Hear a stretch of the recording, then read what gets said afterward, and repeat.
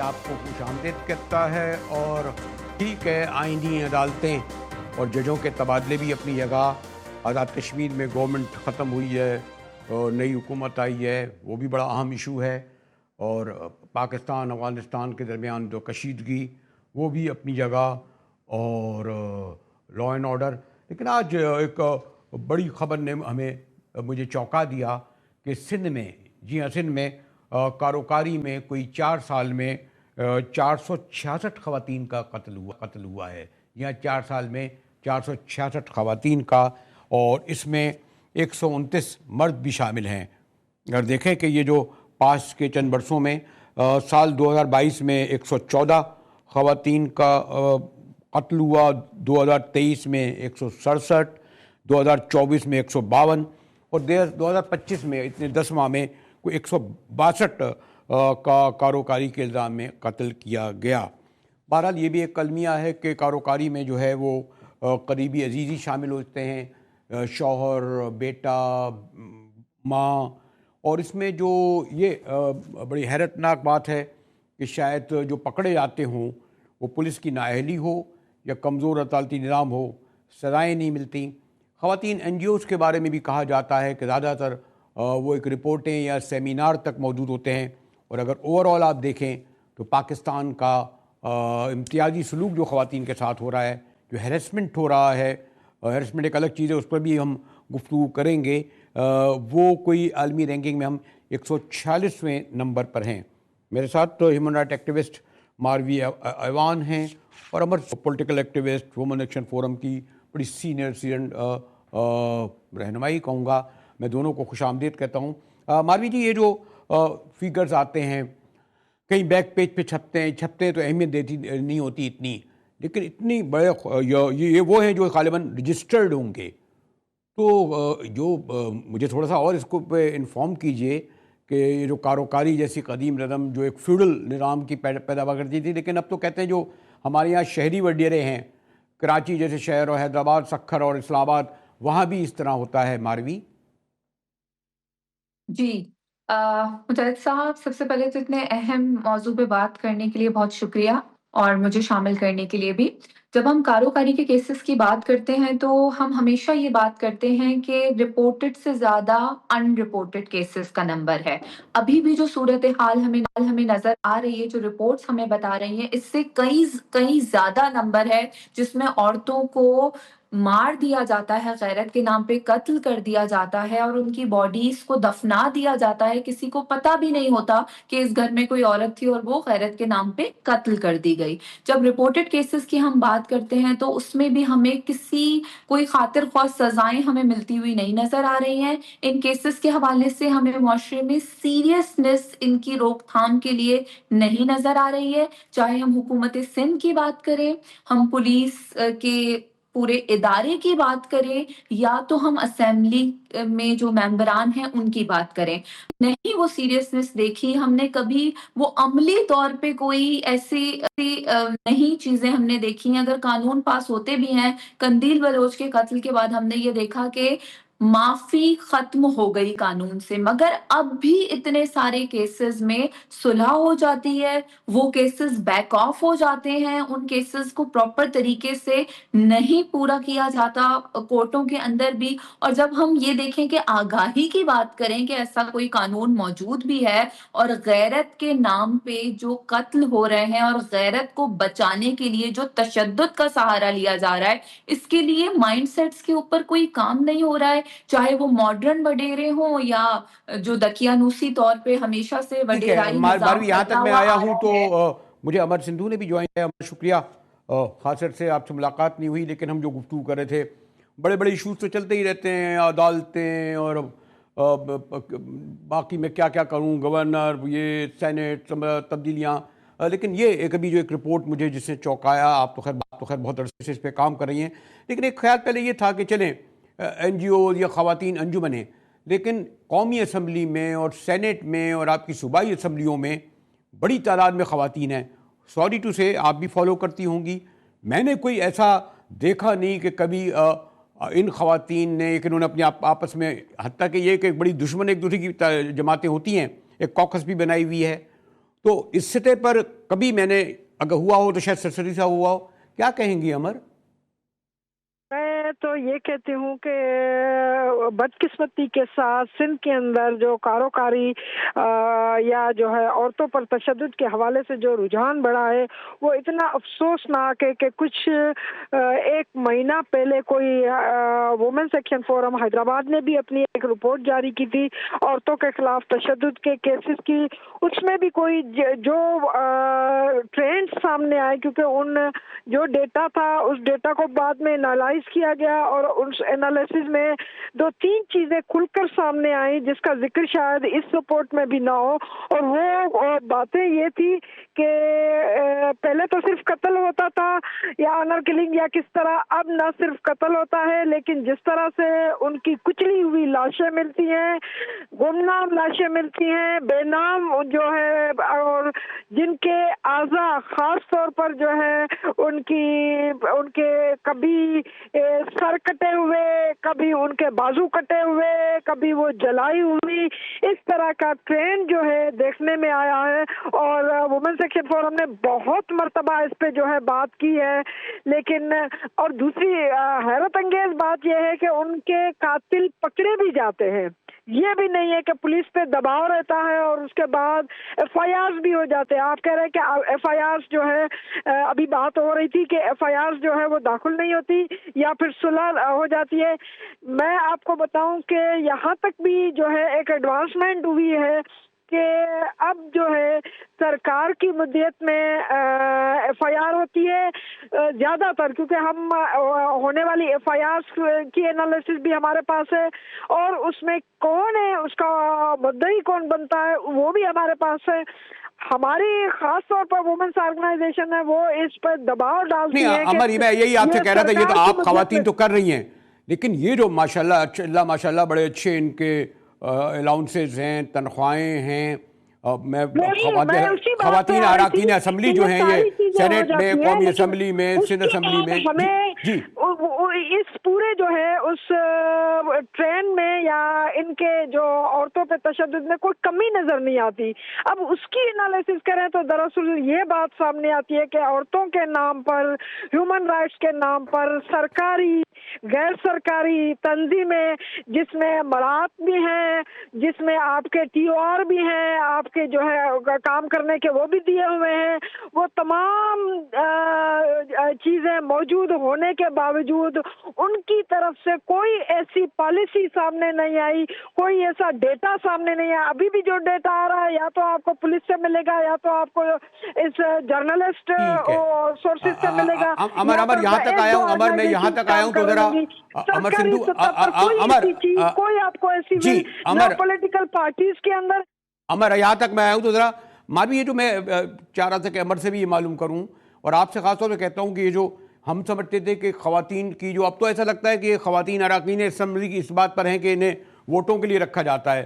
کہ ان کو جب ترمیم لانی ہو، جب عہدہ لینا ہو. مجھے نہیں علم کہ سندھ میں یا وفاق میں، قومی اسمبلی یا سینٹ میں ہو، اگر آپ نے فالو کیا ان ایشوز کو اٹھایا گیا، خاص طور پہ کاروکاری جیسی بدترین جو ہے وہ جو جی مجاہد صاحب،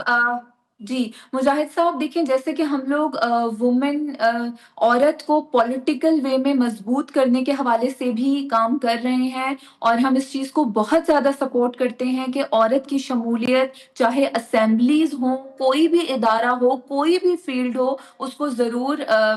بنایا جائے یقینی. مگر اس کو مؤثر بنانے کی ابھی بھی بہت زیادہ ہمیں کمی نظر آتی ہے. اس میں ایک تو آپ کی پولیٹیکل ول اور آپ کی پرسنل ول، یہ دونوں چیزیں کام کرتی ہیں. تو ہم تو آپ کے پلیٹ فارم سے اور تمام پلیٹ فارم سے اس بات پہ بار بار دباؤ ڈال سکتے ہیں کہ جو بھی عورتیں اپنی بہتر طریقے سے کارکردگی سر انجام دینے کی کوشش کر رہی ہیں وہ خواتین کے ایشوز کو سب سے پہلے ٹیبل پہ رکھیں، اور خاص طور پہ عورت کو غیرت کے نام پہ قتل کرنے کا یہ جو سلسلہ چلتا ہوا آ رہا ہے، اس کو سیریس لینے کی ضرورت ہے. کوئی ایک کیس ہوتا ہے، اس میں سول سوسائٹی ہمیں بات کرتی ہوئی نظر آتی ہے، میڈیا بات کرتی ہوئی نظر آتی ہے، لیکن کوئی ایک سنگل بیان ہمیں سیاسی پارٹی، خواتین یا رسپانسبلز کی طرف سے نہیں آتا ہے۔ اس میں پولیٹیکل ول کا ہونا بہت زیادہ ضروری ہے، اور خواتین کی شمولیت کے ہمیشہ ہم ٹھیک ہے سپورٹ میں مانی، تھے۔ ایک تو یہ میں پہلو اس کے لیے ہے، یہی امر ایک کہوں گی اور کہ جو اس کو بہت بڑھ مضبوط گیا ہے، ہونا اور چاہیے۔ غالباً اس کے لیے امر سندھو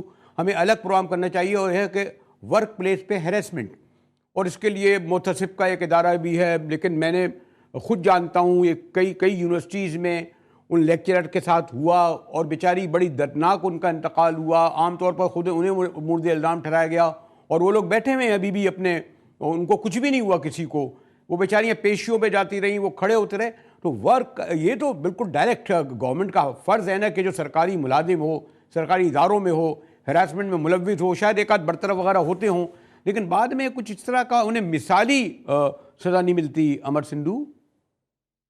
آپ صحیح کہہ رہے ہیں، کیونکہ یہ سول سوسائٹی کی آواز اب اتنی کمزور ہو چکی ہے مختلف حوالوں سے۔ ایک تو یہ ہماری خاص طور پر جو جمہوری نظام جب آتا ہے تو اس میں آپ دیکھتے ہیں یہ بات بالکل درست ہے کہ جمہوری نظام عوام کو جو ہے امپاور کرتا ہے، لیکن یہ بھی بات ضرور رکھنی چاہیے کہ وہ ادارتی فیصلوں پر اور ادارتی میکانزم پر بہت زیادہ اثر انداز ہوتا ہے اور اس کو انفلوئنس کرتا ہے۔ جہاں تک یہ یونیورسٹیز یا اور ورک پلیسز کی جب بات ہوتی ہے تو ہم دیکھتے ہیں کہ وہاں پر ادارتی سطح پہ تو آواز اٹھتی ہے۔ مثال کے طور پر میں اپنے آپ کو اپنی یونیورسٹی کا اگزامپل دے دوں، وہاں پر جتنے بھی ہراسمنٹ کے کیس آتے ہیں، نہ صرف آتے ہیں، ہراسمنٹ کی جو کمیٹی بنی ہوئی ہے وہ ریکمنڈیشن بھیج دیتی ہے۔ میں آپ کو یہ بتاؤں کہ بغیر کسی دباؤ کے کسی بھی عہدے کے لیے وہ ریکمنڈیشن بھیج دیتی ہے، لیکن پھر بھی تھوڑا سا قانون کے اندر یہ فلا موجود ہے کہ جو ہائر اتھارٹیز ہیں اس کے لیے obligatory نہیں بنایا گیا ہے کہ اس کو کس قسم کی سزا دینی چاہیے۔ اگر سزا دینے میں ناکام ہوتا ہے تو پھر اس کے لیے کیا کرنا چاہیے۔ مثال کے طور پر ہم نے بہت مرتبہ کہا ہے کہ اداروں کے اندر ایک جینڈر آڈٹ کا اس کی جو بنتی ہے، ہماری ایسیاس جو بنتی ہے، رپورٹس جو بنتی ہے، کسی بھی سربراہ کی جب رپورٹ بنتی ہے تو امر جی مجھے ایک تو خیر یہ میں نے تو خیر آج اسی لیے سب سے پہلے اس کو رکھا، حالانکہ اور ایشوز بھی تھے، لیکن ہمارا خود خیال میڈیا کا بھی ایک قصور ہے کہ ہم بریکنگ نیوز چھوٹی چھوٹی باتوں پر بریکنگ نیوز چلاتے ہیں، لیکن جو سب سے بڑی بریکنگ نیوز ہوتی ہے، یعنی یہ جو خواتین کے ساتھ جو اکثریت میں امتیازی سلوک، ہم اسے اتنا وقت نہیں دیتے، اور ابھی میں دیکھ رہا ہوں کہ مجھے کہا جا رہا ہے کہ میں بریک لے لوں، لیکن ہم کوشش کریں گے کہ آئندہ ہیریسمنٹ کے حوالے سے بھی اور اس ایشو کو بھی آپ لوگوں کے ذریعے زندہ رکھیں۔ ہمارے ساتھ رہیے گا، ملتے ہیں ایک کے بعد۔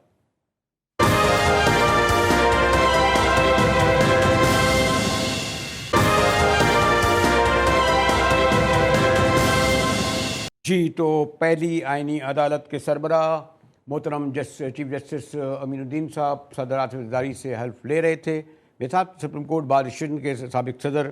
محترم عابد زبیری صاحب ہیں۔ شکریہ عابد زبیری صاحب۔ زبیری صاحب پہلے تو یہ بتائیے زبیری صاحب براہ راست کہ آپ کی جو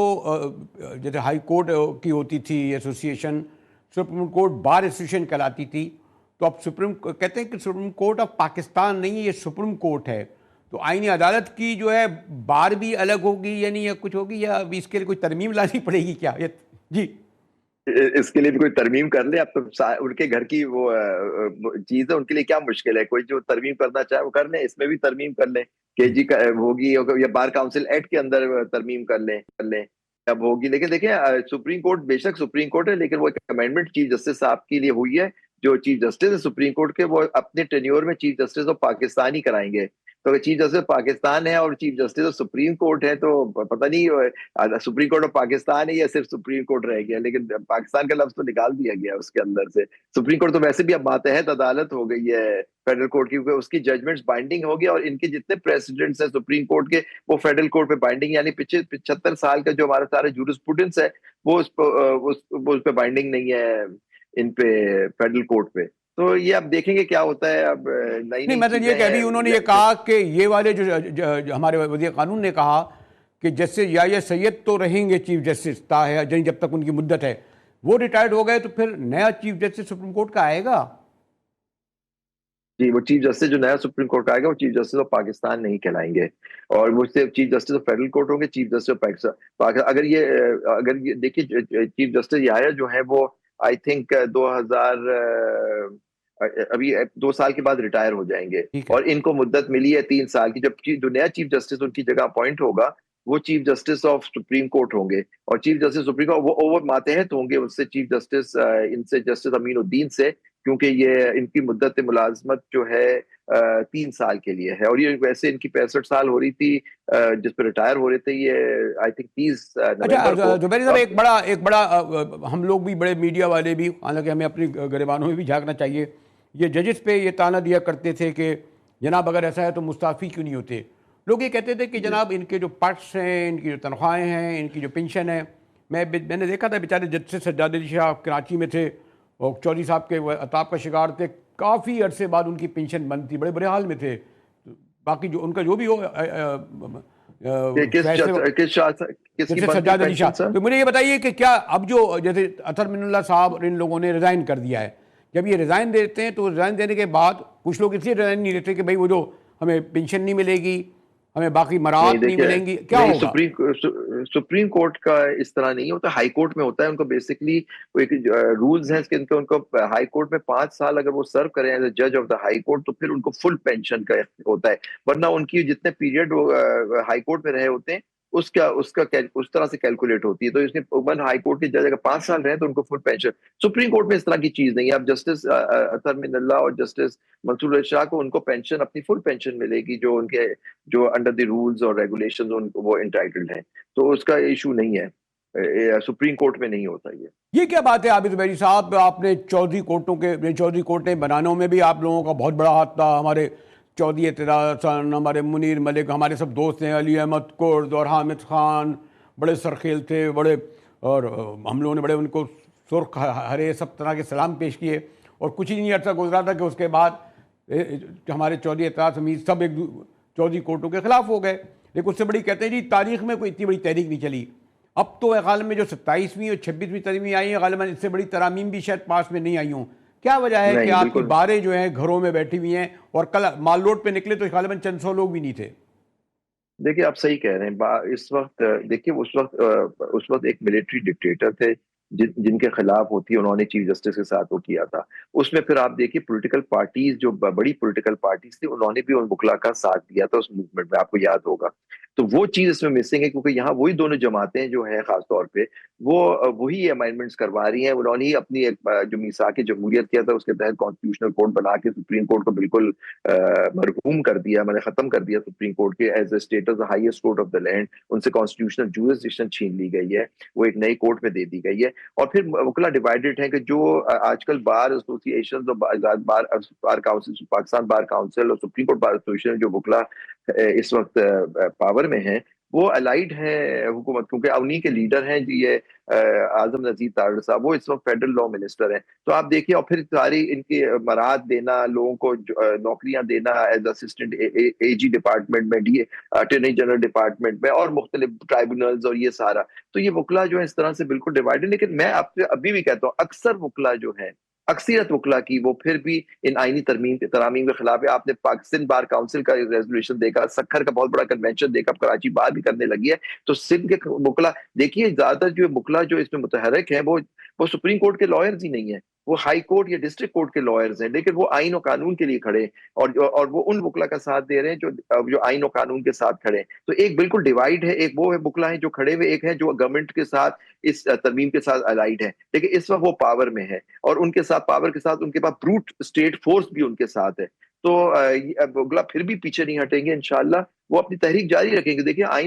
ہم سمجھتے ہیں کہ اس ملک کی بقا رول آف لا میں ہے، یعنی آئین و قانون کی پاسداری میں، نہ کہ اس کو آپ نے ایک پورا department of the under the constitution جو جوڈیشری کا تھا اس کو کھاڑ پچھاڑ کے بالکل ختم کر دیا، ایک اپنا کوڈ بنا لیا جس کے اندر اپنے من پسند ججوں کو آپ نے اپوائنٹ کیا. اس لیے من پسند کہہ رہا ہوں، بے شک وہ ہائی کورٹ سپریم کورٹ کے ججز ہیں، لیکن اس میں صرف ایگزیکٹو نے اپوائنٹ کیا، اس میں جوڈیشری کا کوئی دخل ہی نہیں تھا ان کے appointment to this federal constitutional court. جو ایک بیسک لڑائی تھی ہمیشہ رہی ہے، جو الجہاد کے ٹرسٹ میں 1996 میں سیٹل ہوئی تھی، کہ اس زمانے میں ایگزیکٹو اپوائنٹ کرتا تھا, آپ پتہ 1973 یا اس سے پہلے, اس میں یہ ورڈ یوز ہوتا تھا consultation with the chief justice. اب چیف کنسلٹیشن کہتے تھے جی پوچھ لیا جج, اب جو میری مرضی میری ہوگی. لیکن 1996 میں ججمنٹ آئی کہ کنسلٹیشن مینٹ میننگ فل کنسلٹیشن, اگر چیف جسٹس کو ریکمینڈ کرے گا اس کو آپ اس طرح سے ٹال نہیں سکتے. اس کو پھر انہوں نے 18ویں اور 19ویں ترمیم میں وہ کرا, کہتے ہیں جی 19ویں ترمیم زبردستی کرائی گئی تھی, جو بھی تھا. میں کہتا ہوں بیلنس ہونا چاہیے تھا, ایک پہلے بیلنس ادھر تھا, اب تو بیلنس ٹوٹلی ون سائڈ ہو گیا, کیونکہ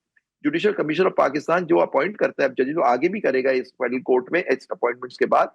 اس کے اندر بھی اکثریت ایگزیکٹو کی ہے. تو ایگزیکٹو اپنی مرضی سے ججز, پھر آپ بتائیے, اور وہی سب سے بڑے لٹیگنٹس ہوتے ہیں, انہی کے خلاف سب سے زیادہ کیسز ہوتے ہیں, کانسٹیٹیوشنل کیسز. تو آپ پھر کس طرح سے آپ انصاف کی توقع رکھ سکتے ہیں کہ ان کے ایکشن کو یہ کورٹ جو ہے وہ جوڈیشلی ریویو کرے؟ اللہ کرے وہ کریں, کیونکہ دیکھیے ابھی آپ حلف سنا رہے تھے, انہوں نے حلف لیا ہے ڈیفینڈ دا کانسٹیٹیوشن. اب وہ کہیں گے ہم نے تو حلف لیا ہے. زبیری صاحب, کیا آئینی عدالت کو 26ویں ترمیم کو تو چیلنج کیا گیا ہو, اس کو بھی کہیں چیلنج کیا گیا ہے, لیکن آئینی عدالت کو بھی چیلنج کیا جا سکتا ہے یا نہیں؟ نہیں دیکھیے, ابھی انہوں نے آج تو لاہور میں, تو میں سنا ہے آج نوٹس ہوئے ہیں, اس پہ کوئی پٹیشن 27ویں ترمیم کو چیلنج ہوئی ہے لاہور ہائی کورٹ میں, اس کا تو آج میں نے سنا ہے. لیکن آپ دیکھیے کہ اس کے اندر ایک امینڈمنٹ انہوں نے 239 جو ہے, جو امینڈمنٹ کا اختیار دیتا ہے پارلیمان کو, اس کے اندر بھی ترمیم کی ہے کلاس 5 میں. اس کے اندر انہوں نے لکھ دیا کہ کوئی کانسٹیٹیوشنل ترمیم آپ کسی عدالت پہ کسی گراؤنڈ پہ چیلنج نہیں کر سکتے. لیکن کورٹس نے لیکن پچھلے زمانے میں اس طرح کی یہ چیز پہلے بھی موجود تھی, اس پہ کورٹس نے کہا تھا اگر آپ بیسک ڈھانچہ جو ہوتا ہے آئین کا اس کے متضادم کوئی آپ ترمیم کریں گے, اس کو آپ بے شک چیلنج کر سکتے ہیں. اب دیکھنا یہ آئینی عدالت میں 27 جو اس سے کریٹ ہوئی ہے, تو وہ کیا کہہ سکتی ہے کہ جی ہماری کریشن ہی غلط ہے. تو یہ ذرا سوچنے کی بات ہے. آپ زبیری صاحب سابق صدر اور غالباً آخری سابق صدر سپریم کورٹ بار ایسوسیشن, آپ زبیری میرے ساتھ تھے, کیونکہ یہ کہتے ہیں جب سپریم کورٹ رہے گا, سپریم کورٹ آف پاکستان نہیں رہے گا, تو پھر یقیناً اس کی بار بھی نہیں رہے گی. اور ایک اہم ایشو ہے, چلتے ہیں کہ پاک افغان تعلقات میں پہلے کشیدگی تھی, اب مکمل طور پر تجارت بھی بند ہو گئی ہے. اس پہ گفتگو کریں گے ایک بریک کے بعد, ہمارے ساتھ رہیے گا.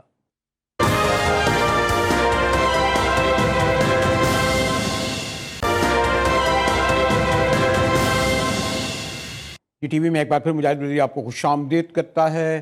آپ کو علم ہے کہ وہ تو روایتی دشمن بھارت کے ساتھ تو واگاہ ہماری بارڈر ایک عرصے سے بند ہے. یہ اور بات ہے, لوگ کہتے ہیں کہ جناب اسمگلنگ تو دونوں طرف سے بند نہیں ہوتی, ابھی بھی 2-3 ارب ڈالر کی ہوتی ہوگی. لیکن جو روایتی طور پر تورخم اور چون بارڈر ہے, کوئی ڈیورن لائن کو کوئی 125 سال تو ہو ہی گئے, اور پھر جینوا ایکارڈ کے تحت یہ دونوں راستے بند نہیں کیے جا سکتے تھے, نہ کیے جا سکتے ہیں. لیکن افغانستان نے تورخم بارڈر بھی اور چمن بارڈر بھی بند کر دیا. اس سے کس کا کتنا نقصان ہوگا؟ ہمارے ساتھ ضیاء الحق سرہندی صاحب ہیں, جو پاک افغان ٹریڈ کے حوالے سے بڑا ایک عرصے سے کام کر رہے ہیں. شکریہ ضیاء صاحب. یہ جو آپ کہہ بھی رہا تھا کہ واگاہ پہلے ہی بند تھا, اور سب سے بڑی تجارت ہوتی ہے وہ تو آپ کو علم ہے پڑوسی ملکوں کے ساتھ ہوتی ہے, اور ہمارے جیسے ملکوں میں تو انلیگل زیادہ ہوتی ہے, اسمگلنگ جس کو نام دیا جاتا ہے. اور اب اگر یہ بندی ہو گئی حکومتی سطح پر, کس کا نقصان ہوگا ضیاء صاحب؟ سر بات یہ ہے کہ جو ابھی آپ فرما رہے ہیں کہ جو ہمارا اس وقت پاکستان افغانستان کے مابین جو تجارت ہے وہ زبحالی کا شکار ہے. اور آپ نے یہ بھی کہا ہے کہ جس طرح انڈیا کے ساتھ ہمارے تعلقات کشیدہ ہیں, وہ تجارت تقریباً ہماری ختم ہو گئی ہے. تو اللہ نہ کرے کوئی ایسی بات نہیں ہے سر. ظاہر ہے اب بھی ہم پر امید ہیں, اور انشاءاللہ ہماری کوششیں جاری ہیں. روزانہ ابھی بھی میں 1-2 میٹنگیں کر کے آیا ہوں, اور خاص کر ہماری جو بزنس جو ہماری چیمبر کی جو ہمارے صاحبان ہیں یا بزنس کمیونٹی ہے, وہ ان کی ہمیشہ یہی کوشش رہی ہے کہ یہ جو تجارت ہے, کیونکہ یہ بڑی مشکل سے ہمارے پاکستان افغانستان کی صدیوں سے یہ جو تعلقات ہیں, اور یہ اب کے تعلقات نہیں ہیں, اس پہ بڑا ٹائم ہو چکا ہے. اور الحمدللہ ہمارے ان کے ساتھ جو طالبان جو حکومت ہے 4-5 سال ہو گئے ان کو آئے ہوئے بھی. تو ظاہر ہے مطلب اگر ایک گھر میں بھائی بھی رہیں تو ان کے ساتھ بھی بعض اوقات کسی بات پہ تنازع ہو جاتا ہے. تو کوشش تو ہماری جاری ہے. تو اب چاہیے یہ کہ دونوں حکومتوں کو کہ وہ سنجیدگی سے اس مسئلے کا حل نکالیں. اور جہاں تک ہماری بزنس کمیونٹی کا تعلق ہے, اور جو ہمارے کاروباری لوگ ہیں, جیسے کہ آپ کو پتہ ہے کہ اب انہوں نے یہ جذباتی فیصلے تو نہیں ہونے چاہیے. ظاہر ہے اس وقت ایک ضد کا سماں ہے, دونوں حکومتیں کسی بات پہ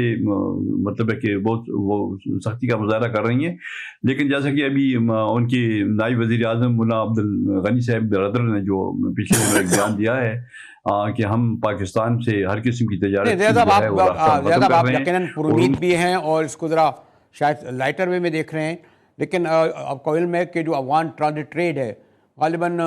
بہت عرصے سے میں سنتا ہوں کہ وہ سب تمام ہمارے کراچی پورٹ پہ آتی ہے، کراچی سے پھر وہ پشاور، پشاور سے کابل اور کابل سے دوشنبے چلی جاتی ہے، تو اس کا کیا افغان ٹرانزٹ ٹریڈ پر بھی اثر پڑے گا جو روایتی تھی؟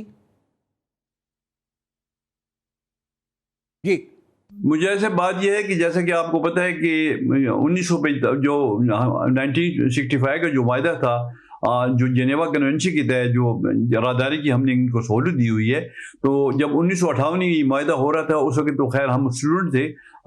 کالج میں تھے، لیکن یہ ہے کہ وہ معاہدہ 45 سال تک بڑی خوش اسلوبی سے چلتا رہا۔ اس کی وجہ یہی تھی جیسے کہ ابھی آپ نے فرمایا ہے کہ ایک سسٹم کے تحت ہمارے کنٹینر جو آتے تھے کراچی پورٹ کے اوپر، اور وہاں پہ وہ جو کنٹینر ہیں وہ ڈسٹف ہو کر ریلوے کے ذریعے بذریعہ ریلوے یا اس کے بعد پھر NLC نیشنل لاجسٹک سیل، اس کے ذریعے دو ہمارے قومی ادارے تھے، ان میں یہ مال 45 سال تک آتے رہے، لیکن ان 45 سالوں میں کبھی کوئی مسہپ نہیں ہوا، کبھی چوری چکاری چھوٹی موٹی ظاہر ہے ابھی چوری چکاری ہو جاتی تھی، لیکن اس کا بھی پاکستان ریلوے ہمیں اس کا ہم کلیم کرتے تھے اور ہمیں باقاعدہ اس کا جو بھی نقصان ہوتا تھا وہ دیتے تھے۔ لیکن کبھی آپ نے یہ نہیں سنا کہ کوئی کنٹینر راستے میں غائب ہو گئے ہیں، لیکن پھر اس کے بعد جو اگر آخر میں آپ سے پوچھ لوں کہ آپ کو بھی علم ہے کہ یہ پورس بارڈر ہے، غالباً 1200 کلومیٹر سے زیادہ لمبا ہے جو ڈیورنڈ لائن کا، آپ بارڈر بند بھی کرتے اسمگلنگ تو نہیں رکتی نا، چمن اور تورخم کے راستے سب سامان تھوڑی آتا ہے، تو نقصان تو ان لوگوں کا ہوگا نہیں، روایتی طور پر ٹیکس بھی دیتے ہیں، ٹریڈ بھی کرتے ہیں۔ ضیاء صاحب دیکھیں جی، بات یہ ہے کہ اگر جیسے کہ ابھی آپ نے جو سوال کیا ہے، میں سمجھتا ہوں کہ کسی زمانے میں آپ کو یاد ہوگا کہ 17 ایٹموں پہ افغان ٹرانزٹ ٹریڈ پہ ہماری حکومت نے پابندی لگا دی تھی، لیکن اس وقت بھی ہم نے یہ مطالبہ کیا تھا کہ ان پابندیوں لگانے سے دیکھیں یہ جنیوا کنونشن کے تحت آپ نے راداری کی ایک صورت دی ہوئی ہے، یہ چونکہ یہ مال ہم نے صرف راداری یہاں سے گزرگاہ ہے، باقی ہمیں اس سے کوئی لین دین نہیں ہے۔ ہم ہاں یہ ضرور دیکھیں کہ جو مال وہ افغانستان کے لیے آ رہا ہے اس میں کہیں ہماری سلامتی کو یا ہمارے ملک کو کوئی نقصان نہ ہو، یہ اس حد تک دیکھنا چاہیے۔ باقی جو چیز بھی وہ منگائیں ان کا اپنا ٹیرف ہے، ان کی اپنی حکومت ہے، یہ ہم ان پہ یہ قاصدن نہیں لگا سکتے، یہ پابندی نہیں لگا سکتے کہ یار کبھی آپ کہتے ہیں کپڑا مت لائیں، کبھی کہتے ہیں اسپیئر پارٹ مت لے کر آئیں، کبھی فلاں چیز لے کر نہ آئیں۔ وہ 17 ایٹم جو تھے جب انہوں نے پابندی لگائی تو چونکہ میں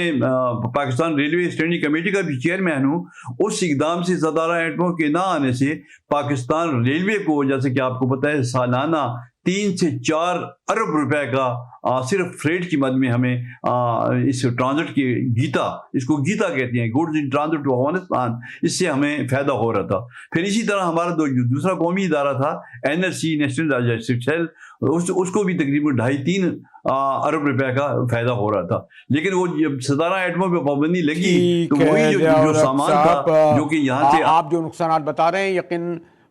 جنگ اپنی جگہ، اختلافی اپنی جگہ، لیکن ٹریڈ کا تعلق عام آدمی سے ہوتا ہے، خاص طور پر KP افغانستان، اور افغانستان تو ڈیپینڈ ہی پاکستان پہ کرتا ہے اور KP پر۔ اسی کے ساتھ ہی GTV سے مجاہد بریلوی کو اجازت دیجیے۔